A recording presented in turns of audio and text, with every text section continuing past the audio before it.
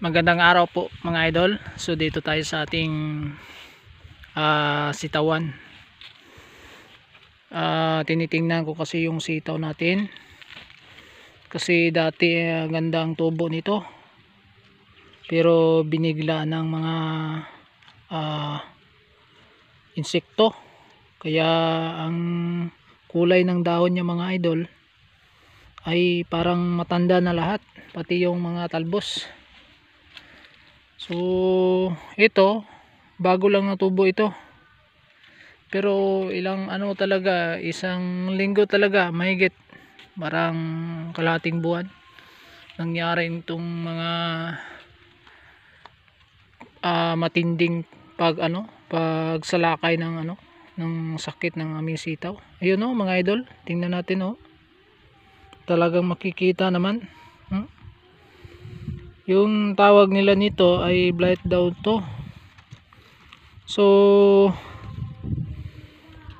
hindi namin napansin agad na mayroon palang blight. So noon hindi kami nakapagprepara ng gamot para nito. Kaya mga idol, pahamak talagang sitaw namin.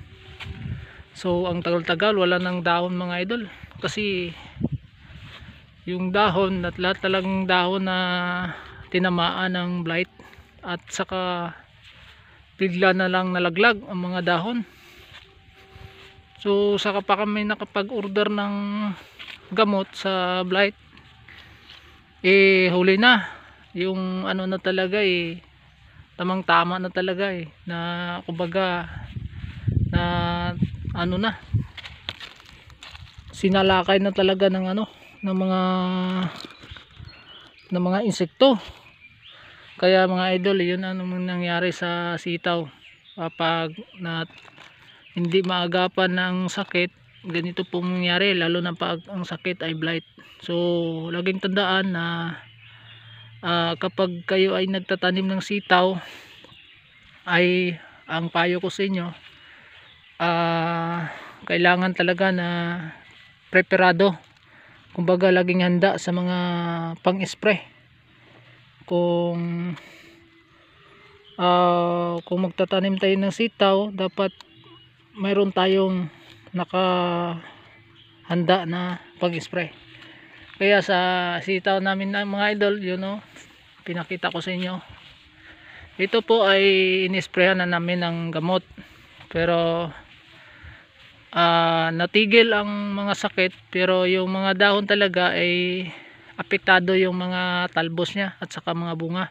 Dati nga yung mga bunga pinitas namin ng mga liliit at mga masyadong maiksi, ay ngayon mga mahigit na isang linggo tapos ang spray ay tumigil yung mga sakit, pero mayroon pang mga dahon na tulad nito. Ang kasama nito mga idol ay nalalaglag na dahil sa sakit. Pero masabi ko lang, matindi pala tong blight, kasi pag umatak na talaga sila, ma-prevent mo konti, pero pagkatapos ng spray ay hindi mo talaga makukuha lahat. Kumbaga hindi sila mamatay lahat, mayroon pa rin. Kaya kapag ang sitaw ay natamaan ng blight, na matinding pagtama ng blight, ay hindi na babalik yung magandang tubo niya. Kaya ang ginawa namin, hindi naman kami masyadong natatalo nito, pero ay talaga, nakapagpitas pa naman kami. Pero yun lang, hindi nakapagbigay ng maraming bunga sa amin na sitaw na to. Yun po mga idol, kapag kayo ay nagtatanim ng sitaw, ang mahalagang advice ko sa inyo ay pag umatak yung yung katulad nitong sakit, blight, kailangan pag nagtanim ka, nakahanda yung pang-spray. Kasi pag nakita mo maganda pa yung dahon, maganda pa yung tubo ng halaman mo, hindi mo akalain, bibigla pala na hindi ka pa nakapaghanda ng pang-spray, talagang mapapahamak yung tanim mo. Kaya sa mga farming dyan, no, sa mga nagpa-farm, so yun po ang ma-advise ko sa inyo. Kung kayo ay nagtatanim katulad nitong sitaw, ay dapat mayroon na kayong nakahanda na pang-spray. So sabihin ko sa inyo kung anong pang-spray sa blight kung kayo ay nagtatanim ng sitaw. So ang pang-spray nito ay para sa blight ay Agrimec. So gamitin natin yung Agrimec. Yung Agrimec mabisa yon. So kailangan talaga 2 pieces bago mo itigil ang pag-spray. Kumbaga kailangan ang interval. Yun mga idol, ay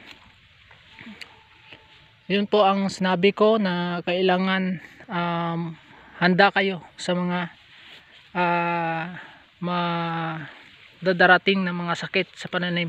Dapat mayroon kayong mga pang-spray. Kasi pag hindi tayo nakabili, hindi tayo nakapreparar, pareho sa katulad nito sa sitaw namin, hindi kami nakapag-preparar kasi hindi namin akalain na attack yung sakit. Kasi dati napakaganda talaga yung mga dahon mga idol sa sitaw.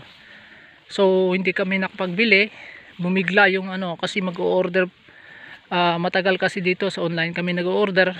So mga 1 week, no, mga 5 days bago dumating yung order. So delay na yon. Bago kami umorder, yan na talaga ang dami ng sakit. So makapagsimula ang sakit pag 3 days lang, talagang a-attack talaga sila.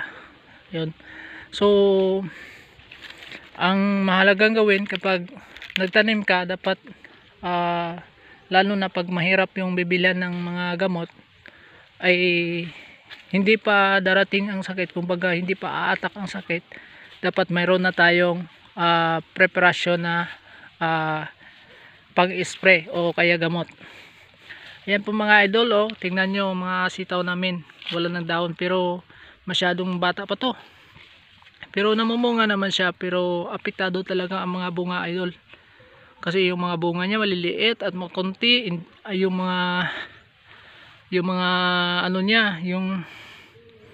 niya kakaunti lang talaga, halos ayaw na magbigay ng bunga. Pero yung abono namin tuloy-tuloy lang.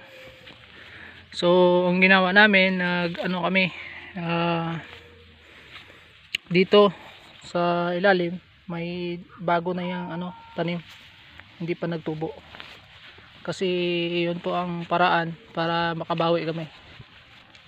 Yan po mga idol, salamat